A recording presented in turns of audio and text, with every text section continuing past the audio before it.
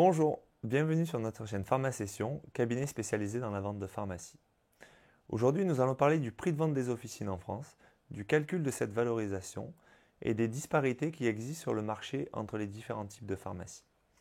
Tout d'abord, un mot sur le nombre de sessions par an. Contrairement aux idées reçues, le marché est dynamique.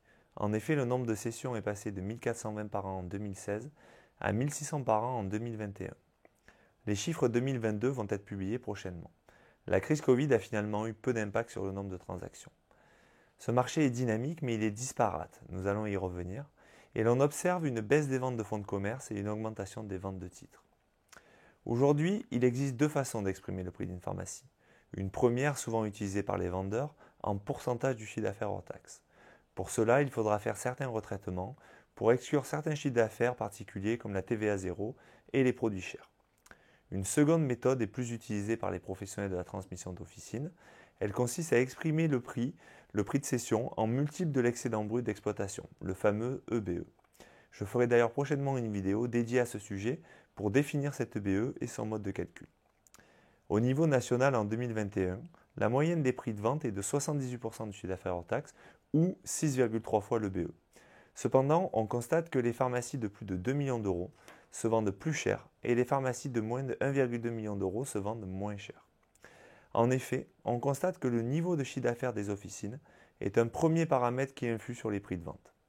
En 2021, les officines de plus de 2,4 millions d'euros se sont vendues en moyenne 7,2 fois le BE, alors que celles de moins de 1,2 million se sont vendues 5,2 fois le BE. Un deuxième paramètre influe sur la valorisation d'officines, c'est la localisation géographique de ces dernières. En effet, on constate que les officines en région Occitanie, par exemple, se sont vendues 6,9 fois le BE en moyenne, alors que dans des régions moins prisées comme le centre de la France, on constate des prix allant de 5,4 à 5,7 fois le BE. Si l'on raisonne en pourcentage du chiffre d'affaires hors taxe, on constate également que la Bretagne, les Pays de la Loire et la région PACA sont des zones plus fortement valorisées. Bien sûr, ce ne sont que des moyennes et il faudra étudier chaque officine au cas par cas en fonction de sa rentabilité, de son potentiel d'évolution et de son environnement commercial et médical. Voilà donc en résumé ce que je voulais vous dire aujourd'hui sur le marché actuel et sur les différentes façons d'exprimer le prix des officines. On se retrouve bientôt dans une nouvelle vidéo.